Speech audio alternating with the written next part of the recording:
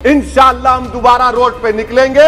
इतना खराब फिरका परस्त भाषण मैंने कभी नहीं सुना, इतना हार्वर्ड में पढ़ने वाले का। किसी मुसलमान को अगर गौरव होना चाहिए, वो हिंदुस्तान के मुसलमान को गौरव होना चाहिए। नमस्कार, आप देख रहे हैं वीके न्यूज और मैं युधिष्ठिर उपाध्याय। भड़काऊ भाईजान के नाम से मशहूर AIMIM सांसद असदुद्दीन ओवैसी कोई ना कोई ऐसा बयान दे ही देते हैं जिसके बाद बवाल होना तय है, या यूं कहें कि किसी ना किसी बात को लेकर ओवैसी मीडिया और सोशल मीडिया की सुर्खियों में आ जाते हैं। जहां एक तरफ किसान आंदोलन को हाईजैक करके वामपंथी और खालिस्तानी लॉबी देश विरोधी हरकतें करने में लगी हुई है और देश के सच्चे अन्नदाताओं को भड़काकर अशांति फैलाने की कोशिश कर रही है। ये हम नहीं कह रहे हैं, कांग्रेस के पंजाब से सांसद ने लोकसभा में इसका खुलासा किया है।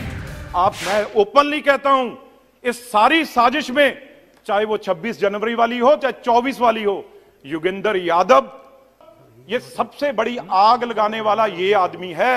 अगर आप इसे आज भी पकड़ लो, इसे आज भी पकड़ लो, उसी दिन किसान और आपकी बात सीधी हो जाएगी। कोई किसान आपका दुश्मन नहीं है, किसान देश के साथ है। बाहर से खालिस्तानी फंडिंग हो रही है। ये क्या कम है जो इस आग में घी डालने का काम भड़काऊ भाईजान ने शुरू कर दिया है। असदुद्दीन ओवैसी ने भरी संसद में मुसलमानों को भड़काने का काम किया और फिर सड़क पर उतरने के लिए उन्हें उकसाया। जी हां, ओवैसी ने एक बार फिर एक नया बवाल खड़ा करने की कवायद शुरू कर दी है। उन्होंने लोकसभा में क्या कहा, यह आप खुद ही सुन लीजिए। तो ये बात आपने पैगाम दी कि जब लोग रोड पर निकल कर आते आप डरते हैं। आप बनाओ CAA के रूल्स, इंशाअल्लाह हम दोबारा रोड पे निकलेंगे, पूरे भारत में उसके खिलाफ एहतजाज होगा।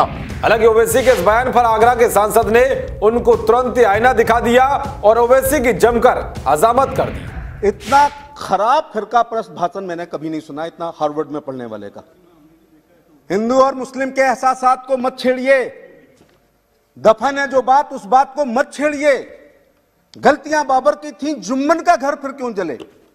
ऐसे नाजुक वक्त में हालात को मत छेड़िए, और छेड़ना है तो छेड़िए मिलजुल कर एक जंग गरीबी के खिलाफ। दोस्त मेरे, मजहबी लगमात को मत छोड़िए। लेकिन मेरे मित्र ओवैसी जब खड़े होते हैं तो केवल फिरका परस्त बातें और हमेशा धार्मिक बातें इस प्रकार के करते हैं। कई बार ओवैसी भाई तुम्हारे भाषण को लग के अच्छा था कि परिंदा और पक्षी भी अच्छे होते हैं, क्योंकि परिंदे कभी फिरका परस्त नहीं होते।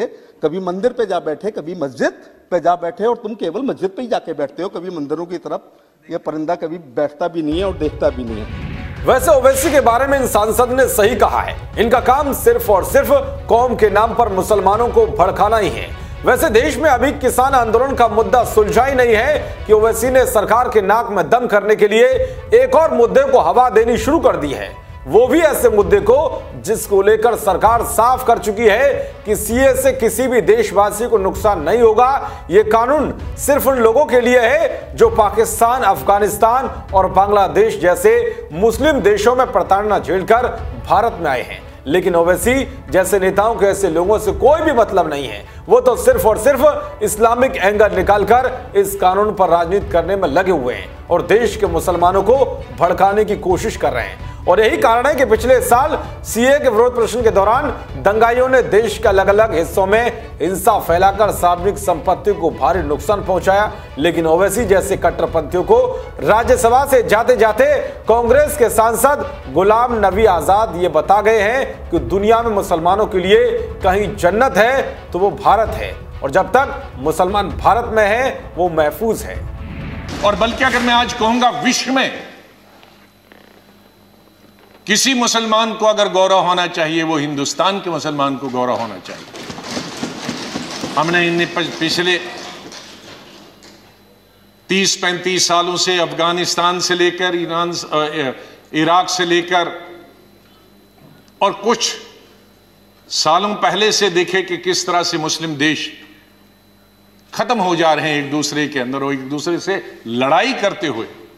वहां हिंदू तो नहीं है, वहां कोई क्रिश्चियन तो नहीं है, वहां दूसरा तो नहीं है जो लड़ाई कर रहा है, आपस में लड़ाई कर रहे हैं।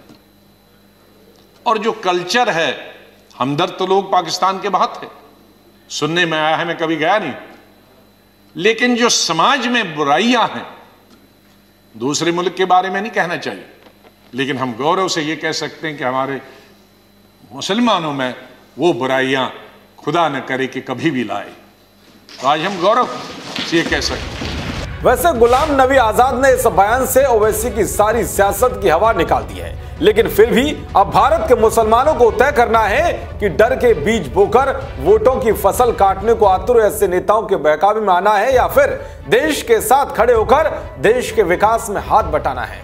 वैसे गुलाम नबी आजाद के भाषण के बाद देश का मुसलमान समझ गया है कि वो ओवैसी को लताड़ भी रहा है। गुलाम नबी आजाद के भाषण के बाद राज्यसभा टीवी के यूट्यूब चैनल पर मुसलमानों की ढेरों प्रतिक्रिया सामने आई हैं। वो सीधे सीधे ओवैसी की भड़काऊ और नफरती राजनीति की पोल खोल रहे हैं और मुसलमान ये कह रहे हैं कि देश को ओवैसी जैसे मुस्लिम नेता की नहीं बल्कि गुलाम नबी आजाद जैसे नेता की जरूरत है। मुजफ्फर खान ने लिखा है कि आजाद साहब जैसे लोग संसद में बहुत कम हैं। हमारी भारतीय संसदीय परंपरा में इतना समझदार देशभक्त लोग बहुत कम हैं। जिया रहमान ने लिखा है कि ओवैसी को गुलाम नबी आजाद से सीख लेनी चाहिए। आदिल सिद्दीकी ने लिखा है कि ओवैसी को आजाद से राजनीति सीखनी चाहिए। तो इस तरह से देश के मुसलमान भी समझ चुके हैं कि ओवैसी सिर्फ और सिर्फ मुसलमानों के नाम पर राजनीति करते हैं। उन्हें मुसलमानों के विकास से कोई भी लेना देना नहीं है। देश और दुनिया की तमाम खबरों को पाने के लिए देखते रहिए वीके न्यूज। नमस्कार।